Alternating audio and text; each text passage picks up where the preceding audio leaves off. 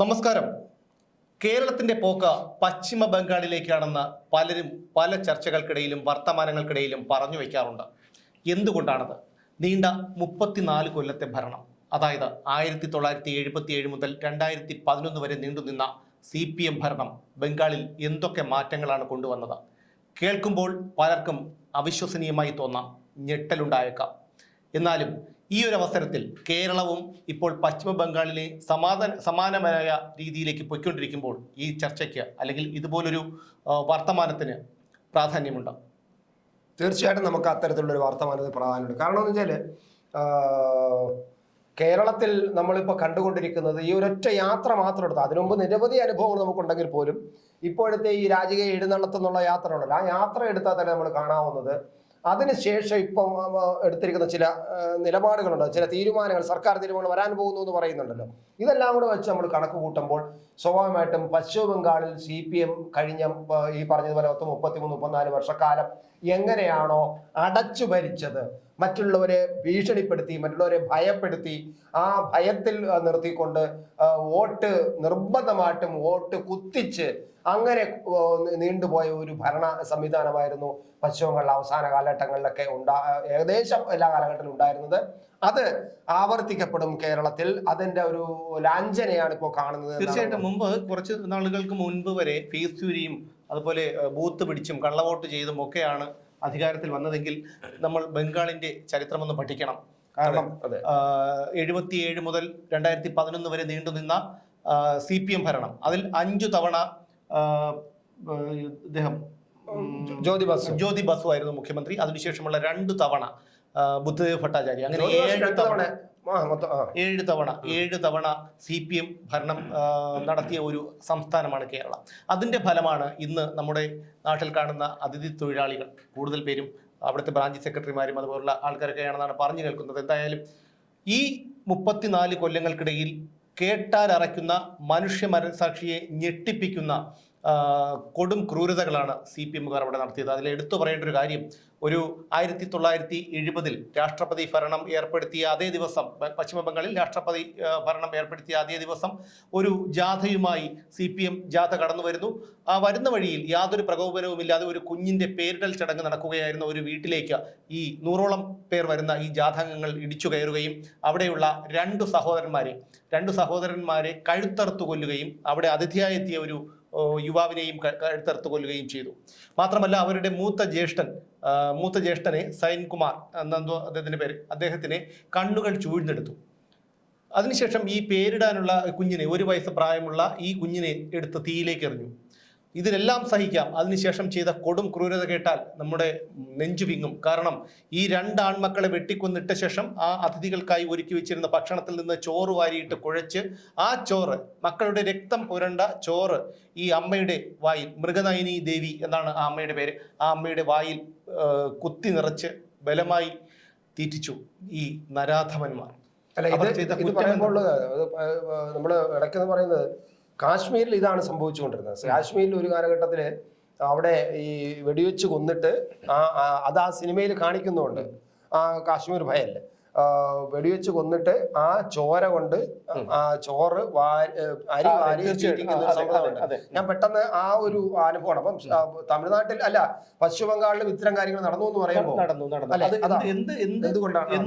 എന്തുകൊണ്ടാണ് ഇതുപോലൊരു കൊടും ക്രൂരത അവർ നടത്തിയതെന്ന് ചോദിച്ചാൽ ഇവർ കോൺഗ്രസ് അനുഭാവികളായിരുന്നു എന്നുള്ളത് കൊണ്ട് മാത്രമാണ്. ഇതിൽ ഏറ്റവും വലിയൊരു രസകരം എന്ന് പറയുമ്പോൾ ഭീകരമായിട്ടുള്ള ഒരു കാര്യം, ഇതില് CPMന്റെ ഉത്തരവാദിത്തപ്പെട്ട പ്രാദേശിക നേതാക്കളായിരുന്നു ഈ കുറ്റകൃത്യത്തിലെ പ്രതികൾ. അതിലൊരു പ്രതി നിരുപം സെൻ, അയാളുടെ പേര് കോക്കോ സെൻ എന്നായിരുന്നു. അയാൾ പിന്നീട് പേര് മാറ്റി നിരുപം സെൻ എന്നാക്കി. അയാൾ CPMന്റെ പോളിറ്റ് ബ്യൂറോ അംഗമാവുകയും പശ്ചിമ ബംഗാളിന്റെ വ്യവസായ മന്ത്രിയാവുകയും ചെയ്തു എന്നുള്ളതാണ്. അതിനുശേഷം ജ്യോതി ബസു സർക്കാർ അധികാരത്തിൽ വന്നതിന് ശേഷം ഈ കേസുമായി ബന്ധപ്പെട്ട എല്ലാ രേഖകളും അവർ നശിപ്പിക്കുകയും അങ്ങനെ ഈ പ്രതികളെ രക്ഷപ്പെടുത്തുകയും ചെയ്തു. 1 വർഷത്തിനു ശേഷം, ഈ ആക്രമണം നടന്ന് 1 വർഷത്തിനു ശേഷം കണ്ണുകൾ ചൂഴ്ന്നെടുത്ത ആ മനുഷ്യനെ ഇവർ കഴുത്തറുത്ത് കൊന്നു. കാരണം ഈ കേസുമായി അദ്ദേഹം മുന്നോട്ട് പോയിക്കൊണ്ടിരുന്നത് കൊണ്ട്. അപ്പോൾ ഇതുപോലെ അതായത് കൊടും ക്രൂര കൃത്യങ്ങളാണ്. നമ്മുടെ ഇവിടെ കേരളത്തിലും രാഷ്ട്രീയ കൊലപാതകങ്ങൾ ഒരുപാട് നടന്നിട്ടുണ്ട്. അതിൽ ഏറ്റവും ഭീകരമായിട്ടുള്ളതാണ് TP ചന്ദ്രശേഖരൻ വധം. 51 വെട്ടുകൾ ഒരു മനുഷ്യ ശരീരത്തിൽ ഏൽപ്പിക്കുക എന്ന് പറഞ്ഞാൽ ഒരു സാധാരണ മനുഷ്യനെ കൊണ്ട് കഴിയുന്നൊന്നുമല്ല. അതുപോലെ തന്നെയാണ് ജയകൃഷ്ണൻ മാസ്റ്ററെ കുട്ടികളുടെ മുന്നിലിട്ട് വെട്ടിക്കുന്നു. അതിലിപ്പോഴും 10-20ഓളം കുട്ടികൾക്ക് ഇപ്പോഴും അവരുടെ മാനസിക നില തകരാറിലാണ്. അരിയിൽ ഷുക്കൂറിനെ കൊന്ന കുറ്റപത്രത്തിൽ പറയുന്നുണ്ട്. അരിയിൽ ഷുക്കൂറിനെ ഇവർ ബലമായി പിടിച്ചുകൊണ്ടുവന്ന് പാർട്ടി ഗ്രാമത്തിലെ വയലിൽ വെച്ച ഇത്രയും ആൾക്കാർ കണ്ടുകൊണ്ട് നിൽക്കുമ്പോഴാണ് അതിക്രൂരമായി മർദ്ദിക്കുന്നു. മർദ്ദനമേറ്റ് തളർന്നു വീണ അരിയിൽ ഷുക്കൂറിന്റെ കണ്ണിൽ ഈ ഒരു കൊലയാളി ഉപ്പൂറ്റി കൊണ്ട് അമർത്തുകയാണ്. എന്നിട്ട് ഒരു കൺപോള തുറന്നു നോക്കുകയാണ്. മരിച്ചോ എന്ന് നമുക്കൊക്കെ ചിന്തിക്കാൻ കഴിയാത്തൊരു കാര്യമാണ്. അതേ രീതിയാണ്, ഇതേ ക്രൂരതയാണ് അവിടെ നടന്നുകൊണ്ടിരിക്കുന്നത്. അതുപോലെ തന്നെയാണ് അവിടെ ഒരു കൂട്ടക്കൊല, 1-2 കൂട്ടക്കൊലയല്ല. ഇതൊക്കെ 1-2 കാര്യങ്ങൾ പറഞ്ഞതേ ഉള്ളൂ സുമേഷ്. ഇതിനേക്കാളും നിരവധി കൂട്ടക്കൊലകൾ, നിരവധി അക്രമങ്ങൾ എല്ലാം എണ്ണി പറഞ്ഞുകൊണ്ടിരുന്ന നമുക്ക് സമയം പോകും. കാരണം അത്രമാത്രം കൂട്ടക്കൊലകൾ. ഇവരിപ്പോ ഈ മുസ്ലിം സ്നേഹം പറയുന്നുണ്ടല്ലോ, ന്യൂനപക്ഷ സ്നേഹം ഇവർ പറയുന്നുണ്ടല്ലോ. ഈ ന്യൂനപക്ഷ സ്നേഹം പറയുന്നവര് 11 മുസ്ലിം കർഷകരെ ഇവര് ചുട്ടുകൊന്നു. എന്തിനാണ്? കാരണം അവർ തൃണമൂൽ കോൺഗ്രസ് പ്രവർത്തിക്കുന്നു എന്ന കാരണം പറഞ്ഞ്. എന്നിട്ട് എപ്പോഴും പറയുന്നത് പോലെ, പാർട്ടി പറയുന്ന പോലെ പാർട്ടിക്ക് ഇതിൽ പങ്കില്ല എന്ന് കൈമിൽ നടത്തി. പക്ഷേ ഒരു മുസ്ലിം സമുദായക്കാരനായ തന്നെ ഒരു ദൃക്സാക്ഷി അദ്ദേഹത്തിന്റെ നിലപാടിൽ ഉറച്ചു നിൽക്കുകയും സാക്ഷി പറയുകയും ചെയ്തു. ആ മനുഷ്യനെ ഇവർ കൊല ചെയ്തു, കൊലപ്പെടുത്താൻ നോക്കി. പക്ഷേ അദ്ദേഹം ജീവിതത്തിലേക്ക് തിരിച്ചു വന്നു. ഒടുവിൽ വർഷങ്ങൾക്ക് ശേഷം ബംഗാൾ ഹൈക്കോടതിക്ക് പോലും സർക്കാരിനെ വിമർശിക്കേണ്ടി വന്നു. ഒടുവിൽ 4 പ്രാദേശിക നേതാക്കളെയും 40 പ്രവർത്തകരെയും ജീവപര്യന്തം തടവിന് ശിക്ഷിക്കേണ്ടി വന്നു. അതൊക്കെ ഒരു വലിയ കാര്യമാണെന്ന്. ആ തടവിന് ശിക്ഷിച്ചെന്ന് പറഞ്ഞപ്പോ തന്നെ പിന്നെ ഈ യാത്രയിൽ തന്നെ നമ്മൾ കണ്ടാണല്ലോ, ഈ കേസെടുത്തിട്ട് തിരിച്ചിറങ്ങി വന്നപ്പോൾ മാലയും ഇട്ട് സ്വീകരിച്ച് കൊണ്ടുവരുന്ന നമ്മൾ കാണുന്നത്. CPM-നെ സംബന്ധിച്ചിടത്തോളം കേരളത്തിൽ നമ്മളിതെല്ലാം ഈ പശ്ചിമ ബംഗാളിന്റെ കഥ പറഞ്ഞുകൊണ്ടിരുന്നത് എന്തിനാണെന്ന് പറഞ്ഞാൽ കേരള ജനത ഇത് വളരെ താക്കീതായിട്ട് കാണേണ്ടതുണ്ട്. നമ്മുടെ പോക്ക് ബംഗാളിലേക്കാണ് എന്നതിന്റെ ഗൗരവമായി നിങ്ങൾ എടുക്കണം. കാരണം ഇത് മാത്രമല്ല, ഒരു 17 സന്യാസിമാരെ, ഒരു സ്ത്രീ ഉൾപ്പെടെയുള്ള 17 സന്യാസിമാരെ ഇവർ വാഹനം തടഞ്ഞു നിർത്തി വടി കൊണ്ടടിച്ചും കല്ലുകൊണ്ട് കുത്തിയും ഇടിച്ചും കൊലപ്പെടുത്തി. എന്നിട്ട് അവരെ കൂട്ടത്തോടുകൂടി തീയിട്ട് അവരെ കൊന്നു. അതിനുശേഷം കൊലപ്പെടുത്തിയതിനു ശേഷമാണ് ആയിരക്കണക്കിന് ആളുകളുടെ മുന്നിൽ വെച്ചായിരുന്നു ഈ ക്രൂരകൃത്യം നടന്നതെങ്കിലും ഒരാൾ പോലും CPM-നെതിരെ സാക്ഷി പറയാൻ വന്നില്ല. അത് ഭയമാണ്. കാരണം കണ്ണൂരിലെ പാർട്ടി ഗ്രാമങ്ങളിൽ നടന്നു കഴിഞ്ഞാൽ ആരും മറുപടി പറയാൻ പോകില്ലല്ലോ. അതെന്തുകൊണ്ടാണ്? ഇത് തന്നെയാണ്. കാരണം ഭയമാണ്. ആ ഭയം, കണ്ണൂരിലെ ആ ഒരു സിസ്റ്റം ഉണ്ടല്ലോ. ഇപ്പൊ കണ്ണൂരിന്റെ ഒരു സിസ്റ്റം ഉണ്ടല്ലോ. അതായത് കണ്ണൂരിൽ എന്ത് നടന്നാലും അവിടെ ചോദിക്കാനും പറയാനും ആരില്ല. CPM ചെയ്യുന്നതാണ് ഏറ്റവും ശരി. അവിടെ ഒരു വിവാഹം നടത്തണമെങ്കിലും CPM-ന്റെ അനുവാദം വേണം.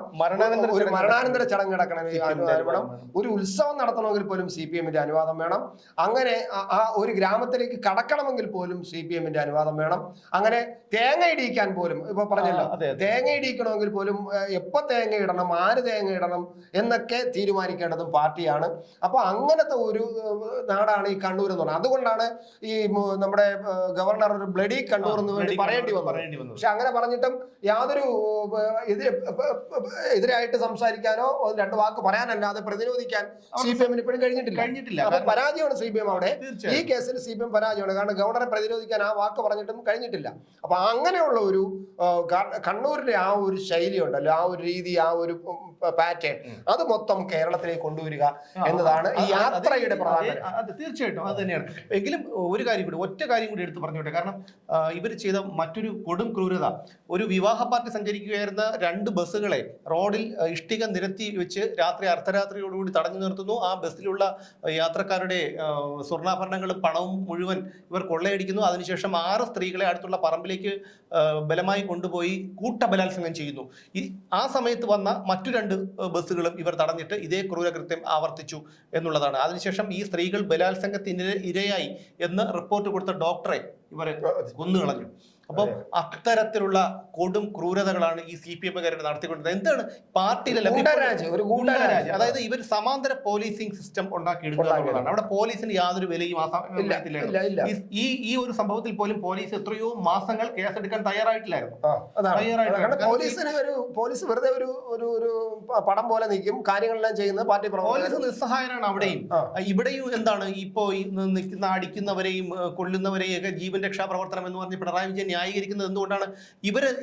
ഇവർക്കും ഒന്നിനും പോണ്ട, പഠിക്കാൻ പോണ്ട, വേറെ ഒന്നുമില്ല, ഒരു ചെയ്തില്ല. ഇതേപോലെ അവർക്ക് ഇഷ്ടമുള്ളത് നടത്താം. മറ്റ് ആർക്ക് ധൈര്യമുണ്ടാകും ഒരു പോലീസ് ജീപ്പിനെ പൊതുജന മധ്യത്തിൽ വെച്ച് ആ പോലീസ് ജീപ്പിനെ തല്ലി തകർക്കാനും ആ SIയുടെ കൈയും കാലും തല്ലി ഒടിച്ചിട്ട് ഞാൻ ജയിലിൽ പോയി കിടക്കും എന്ന് പറയാനും ധൈര്യം നൽകണമെങ്കിൽ അതിന്റെ പിന്നിൽ ഈ പാർട്ടിയും പിണറായി വിജയനെ പോലുള്ള ഭരണത്തിന്റെ ധൈര്യം തന്നെയാണ്. ഭരണത്തിന്റെ ഇതിനു മുമ്പും ഭരണം ഉണ്ടായിട്ടുണ്ടല്ലോ, ഇടതുപക്ഷ ഭരണം ഉണ്ടായിട്ടുണ്ടല്ലോ. പക്ഷെ ഇത്ര ഒരു ഗതികേട് അന്ന് പിണറായി അല്ല ഭരിച്ചിരുന്നത്, അതാണ് അതിന്റെ പ്രശ്നം. അന്ന് ഭരിച്ചിരുന്ന നായനാരും അച്യുതാനന്ദനുമാണ്, ഇപ്പൊ ഭരിക്കുന്ന പിണറായിയാണ്. ഒന്നാം പിണറായി സർക്കാരിന്റെ കാലത്ത് പോലും ഇത്രയും ഒന്നാം പിണറായി സർക്കാർ ഒരു പരീക്ഷണം അവര് ചെറുതായിട്ടൊന്ന് ഒരു മയത്തിൽ പോയതല്ലേ. സെക്കൻഡ് വന്നപ്പോ അവരുടെ തനി സ്വഭാവം കണ്ടല്ലോ. അപ്പൊ പിന്നെ ഇനി നമുക്കറിയാം അത് എങ്ങോട്ടാണ് പോകുന്നത്. നമ്മളിപ്പോ പറഞ്ഞതാണ് പശ്ചിമ ബംഗാളിലേക്ക് പോകുന്നത്. അതേ രീതിയിൽ തന്നെയാണ് പോകുന്നത്. 33 വർഷം പശ്ചിമ ബംഗാൾ എടുത്തുവെങ്കിൽ കേരളത്തിൽ അതിന്റെ ഇപ്പൊ 7 വർഷം അവിടെ എത്തിച്ചിട്ടുണ്ട്. മറ്റൊരു കാര്യമുണ്ടോ, സിംഗൂരും നന്ദഗ്രാമം എടുത്തു പറയേണ്ട ഒരു കാര്യമാണ്. അതായത് പിന്നെ പെട്രോകെമിക്കൽ പ്ലാന്റ് സ്ഥാപിക്കാനും ടാറ്റയുടെ നാനോ കാർ പ്ലാന്റ് സ്ഥാപിക്കാനുമായിട്ടാണ് ടാറ്റയെയും സലീം ഗ്രൂപ്പിനെയും ബുദ്ധദേവ് ഭട്ടാചാര്യ ക്ഷണിച്ചു വരുത്തുന്നത് പശ്ചിമ ബംഗാളിലേക്ക്. എന്തുകൊണ്ടാണെന്ന് ചോദിച്ചാൽ പാർട്ടിക്ക് ജനങ്ങൾ എതിരായി തുടങ്ങി എന്ന് തോന്നിയപ്പോൾ ഒരു വികസനവൽക്കരണം എന്നൊരു മണ്ടനാശയം ഇദ്ദേഹത്തിന്റെ തലയിൽ ഉദിക്കുകയും പിടിച്ചു വരുത്തുകയായിരുന്നു. പക്ഷെ അതിനുശേഷം ചെയ്തെന്താണ്? കേരളയിൽ ചെയ്ത അതേപോലെയാണ്. കാരണം പ്ലാന്റിന് വേണ്ടി ബലമായി ജനങ്ങളുടെ കൃഷിഭൂമികളും വീടുകളും പിടിച്ചെടുക്കാൻ നോക്കി, നടന്നില്ല. നമ്മുടെ കേരളയിലും അത് തന്നെയാണ്. കേരളയിൽ വന്നപ്പോൾ ഞാനും പറഞ്ഞു ഇത് പശ്ചിമ ബംഗാളില് നന്ദിഗ്രാം ചെയ്തതുപോലെയാണ് കേരളയിൽ ചെയ്തുകൊണ്ടിരിക്കുന്നത്. നമ്മൾ പലപ്പോഴും പറഞ്ഞിട്ടുണ്ട്, അത് തന്നെയാണ് സംഭവിക്കുന്നത്. പറഞ്ഞു അവസാനം ഈ ഒഴിഞ്ഞു പോകാൻ നോക്കി, ഒരു രക്ഷ ഒഴിഞ്ഞു പോകാൻ പറഞ്ഞു, ജനങ്ങൾ ഒഴിഞ്ഞു പോയില്ല. അവസാനം പാർട്ടി ഗുണ്ടകളെയും പോലീസിനെയും ഇറക്കി വിട്ടു. എത്രയോ സ്ത്രീകൾ ബലാത്സംഗത്തിനിരയായി, എത്രയോ പേർ, 17 പേരെന്തോണെന്നാണ് എന്റെ ഓർമ്മ, വെടിവെപ്പിൽ കൊല്ലപ്പെട്ടു. ഇത്രത്തോളം അതോടുകൂടി CPM-ന്റെ പതനം തുടങ്ങി എന്നുള്ളതാണ് ഏറ്റവും പിന്നെ ഒരു ഇതിപ്പോ ഈ പതനം എന്ന് പറഞ്ഞാൽ എനിക്ക് യാത്ര തന്നെയായിരിക്കും പതനം ഉണ്ടാകാൻ പോകുന്നത്. ഇനി യാത്ര ആയിരിക്കില്ല, ഇനി ഇതിൽ കൂടുതൽ കാണും.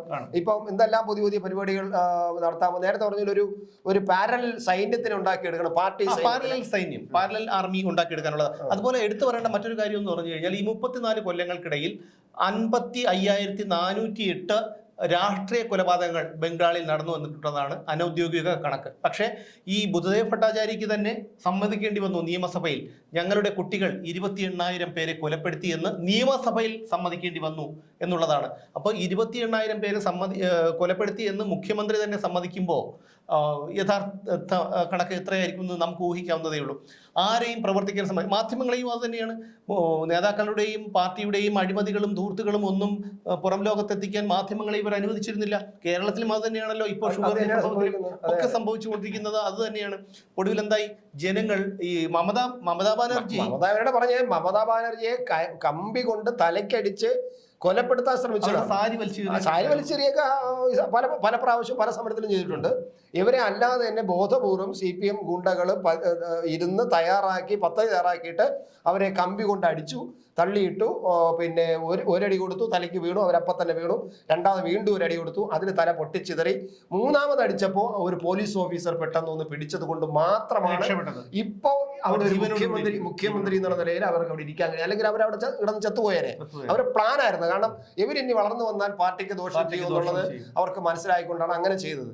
എന്തുകൊണ്ടോ പ്രകൃതിക്ക് ചില നിയമങ്ങളുണ്ടല്ലോ, ഈ ദുഷ്ടന്മാരെ പന പോലെ വളർത്തിയിട്ട് തകർക്കുക എന്നുള്ളത് സംഭവിച്ചത്. അതാണ് ഇവിടെ പിന്നെ ഈ ഇങ്ങനെ ഒരു നേതാവ് അവിടെ ഉയർന്നു വരികയും അതേ നാണയം കൊണ്ട് CPM എന്ത് നാണയം ഉപയോഗിച്ചാണോ ബാക്കി എല്ലാത്തിനും അടച്ചമർത്തി അതേ നാണയം ഉപയോഗിച്ച് തന്നെ പിന്നെ മമത തിരിച്ചടിക്കുകയും ചെയ്യുകയും ഭരണം പിടിച്ചെടുക്കുകയും. പക്ഷെ മറ്റൊരു കാര്യം കൂടിയുണ്ട്, ഇപ്പോഴും നടക്കുന്നത് ബംഗാളിൽ ഫാസിസ്റ്റ് ഭരണം തന്നെയാണെന്ന് പറയേണ്ടി വരും. അത് തന്നെ അതേ രീതിയിൽ തന്നെയാണ്. അത് തന്നെയാണ്, അത് സംശയമൊന്നുമില്ല. CPM എന്താണോ ചെയ്തുകൊണ്ടിരുന്നത് അത് തന്നെയാണ് ഇവര് തൃണമൂൽ കോൺഗ്രസ്സുകാരും അവരോട് ചെയ്യുന്നത്. അങ്ങനെ ആ അല്ല, അന്നത്തെ ഇരകളായ കൊല്ലപ്പെട്ടവരുടെ, പരിക്കേറ്റവരുടെ, നാടുവിട്ടവരുടെ, തിരോധാനം കാണാതായവരുടെ എല്ലാം ബന്ധുക്കൾ ഇപ്പോഴും ബംഗാളിലുണ്ട്. അവരെല്ലാം ഇവര് പട്ടിയെ തല്ലുന്നത് പോലെ തല്ലിക്കൊണ്ടിരിക്കുകയാണ്. അത് മാത്രമല്ല, ഇവര് ഈ പാർട്ടി ഓഫീസിൽ പിടിച്ചെടുത്തു. ഒറ്റ പാർട്ടി ഓഫീസിൽ ഇപ്പൊ ഈ 2 ആഴ്ച മുമ്പ് ജ്യോതി ബാസുവിന്റെ ചരമദിനം ഉണ്ടായിരുന്നു. ഒരാൾ പോലും എവിടെ അനുസ്മരണം നടത്തി? ആര് നടത്തി? പശ്ചിമ ബംഗാളിൽ എവിടെയെങ്കിലും നടത്തിയോ? ഒരിടത്തും നടത്തിയിട്ടില്ല. ജ്യോതി ബാസുവാണ്, വലിയ പ്രമുഖനാണ്, പ്രധാനമന്ത്രി ആകും എന്ന് പറഞ്ഞ അത്ര വളരെ ഉയർന്ന ഒരു പോസ്റ്റ്. 5 തവണ മുഖ്യമന്ത്രിയായിരുന്ന ആളാണ്. തുടർച്ചയായിട്ടുള്ള 5 തവണ മുഖ്യമന്ത്രിയായിട്ടിരുന്ന ആളാണ് ജ്യോതി ബസു എന്ന് പറയുന്ന ആൾ. അവിടെ പാർട്ടിക്ക് ഒരു ഡേ ആഘോഷിക്കാൻ ഒരാളുമില്ല. അതുപോലെ മാത്രമല്ല, പാർട്ടി ഓഫീസുകൾ മുഴുവൻ വാടകയ്ക്ക് കൊടുത്തു. ഇപ്പോൾ പാർട്ടിയിൽ പ്രവർത്തിക്കാൻ ആളില്ലാത്തത് കൊണ്ട് നവമാധ്യമങ്ങളിൽ ഉൾപ്പെടെ പരസ്യം ചെയ്യുകയാണ്. പ്രതിഫലേച്ഛയില്ലാതെ പ്രവർത്തിക്കാൻ താല്പര്യമുള്ള ഈ കമ്മ്യൂണിസ്റ്റ് ചിന്താഗതിയുള്ളവർ ക്ഷണിക്കുന്നു എന്ന് പറഞ്ഞിട്ട് നവമാധ്യമങ്ങളിൽ ഉൾപ്പെടെ കോർപ്പറേറ്റ് രീതിയിൽ പരസ്യം കൊടുത്തിട്ടുണ്ട്. ആ ഗതികേടിലായി. അത് മാത്രമല്ല, ഇവർ ഭരണം ഉണ്ടായിരുന്ന സമയത്തും ഇവർ ചെയ്യുന്ന എന്താണ്? കർഷകർക്ക് ജലസേചന സൗകര്യം കൊടുക്കില്ല. കാരണം ദാരിദ്ര്യം വേണം. ദാരിദ്ര്യം ഉണ്ടെങ്കിൽ, കാരണം 2007 മുതൽ 2009 വരെയുള്ള 2 വർഷത്തെ കണക്കെടുത്താൽ രാജ്യത്ത് ഏറ്റവും കൂടുതൽ കർഷക ആത്മഹത്യകൾ നടന്ന സംസ്ഥാനം പശ്ചിമ ബംഗാളാണ്. പശ്ചിമ ബംഗാൾ. ഇതിപ്പോ ഞാൻ പറയുന്നത് നിങ്ങൾ വിശ്വസിക്കണ്ട. നിങ്ങൾ ചരിത്രം പരിശോധിച്ചാൽ നിങ്ങൾ മനസ്സിലാവും ഈ പറയുന്നത് ശരിയാണോ തെറ്റാണോ എന്നുള്ള കാര്യമൊക്കെ. ഇത് ഞാൻ പറഞ്ഞു വന്നത് ഇതേ കാര്യം. കാരണം സിംഗൂരിലും നന്ദിഗ്രാമിലും നടന്നതാണ് കേരള വിഷയത്തിൽ നമുക്കിവിടെ ഇവിടെ സംഭവിച്ചത്. അതുപോലെ തന്നെയാണ്. കാരണം ഈ കൂട്ടക്കൊല, ഇവിടെ പിണറായി സർക്കാരിന്റെ കാലത്ത് എത്ര കൂട്ടക്കൊല നടന്നു, എത്ര എണ്ണം ചർച്ചയായി, എത്ര എണ്ണം മാധ്യമങ്ങൾ വേണ്ടത്ര ഗൗരവത്തോടെ ചർച്ച ചെയ്തു. അട്ടപ്പാടി മാധു, ഇവിടെ വണ്ടിത്തടുത്ത ഒരു മനോരോഗിയായ ഒരു പയ്യൻ, പിന്നെ അതുപോലെ എത്രയോ പേര് കോവളത്ത് നടന്ന സംഭവം, അതിന്റെ കോവളത്ത് നടന്നത്. അപ്പം നിരവധി, പിന്നെ ഒരു അതിഥി തൊഴിലാളിയെ ഈ വടക്കോട്ട് ഭാഗത്ത് എവിടെയോ തള്ളി, അങ്ങനെ നിരവധി പിന്നെ ആൾക്കൂട്ട കൊലപാതകങ്ങൾ നടന്നു. പക്ഷെ കേരളമായതുകൊണ്ടും മുഖ്യമന്ത്രി പിണറായി വിജയൻ ആയതുകൊണ്ടും ഇതൊന്നും നമ്മുടെ മാധ്യമങ്ങൾ ചർച്ച ചെയ്യില്ല. അതിന്റെ കൂടെ ഒരു ഫലമാണ് ഇപ്പോൾ 24 ചാനലും മാധ്യമ പ്രവർത്തകർ അനുഭവിക്കുന്ന അതാണ്. അതിൻ്റെ കൂടി ഒരു ഫലമാണ്. പക്ഷെ ഈ പറഞ്ഞു വന്ന കാര്യം ഇതാണ്: നമുക്ക് രാഷ്ട്രീയവും മറ്റ് മതവും ജാതിയും എല്ലാം മാറ്റിവെക്കാം. പക്ഷേ ഏതൊരു നാട്ടിലെയും അപകടം എന്ന് പറഞ്ഞാൽ ഈ കമ്മ്യൂണിസ്റ്റ് അവരിപ്പോഴും ജനാധിപത്യം അംഗീകരിച്ചിട്ടില്ല. ജനാധിപത്യ വ്യവസ്ഥ പറച്ചിലേ ഉള്ളൂ, അവരിതുവരെ അംഗീകരിച്ചിട്ടില്ല. അപ്പം നിങ്ങൾ തന്നെ ചിന്തിക്കുക, ഈ ഒരു പോലീസ് ജീപ്പ് തല്ലിത്തർക്കോ ഇതുപോലുള്ള ക്രൂരകൃത്യങ്ങൾ കാണിക്കുക, ഇതും നിങ്ങൾ കേരളത്തിൻ്റെ ഇപ്പോഴേ നിലവിലുള്ള സ്ഥിതിയും ബംഗാളിൻ്റെ ചരിത്രവും നിങ്ങളൊന്ന് പഠിക്കുക. അതിനുശേഷം നിങ്ങൾ തന്നെ തീരുമാനിക്കുക എന്താണ് ചെയ്യേണ്ടതെന്ന്. കാരണം ഈ ഒരു പ്രസ്ഥാനത്തെ കൊണ്ട് ഒരു നാടിനും ഇതുവരെ ഒരു ഗുണവും ഉണ്ടായതായിട്ട് ഇന്നതുവരെ ഒരു ചരിത്ര പുസ്തകത്തിലും രേഖപ്പെടുത്തിയിട്ടില്ല. എന്തായാലും കേരളത്തിലെ ജനങ്ങൾക്ക് ഇതെല്ലാം ഒരു പാഠമാണ്, പഠിക്കണം. ഇത് മാത്രമേ പറയാനുള്ളൂ. എന്തായാലും മറ്റൊരു വിഷയവുമായി നമുക്ക് ഇനിയും കാണാം.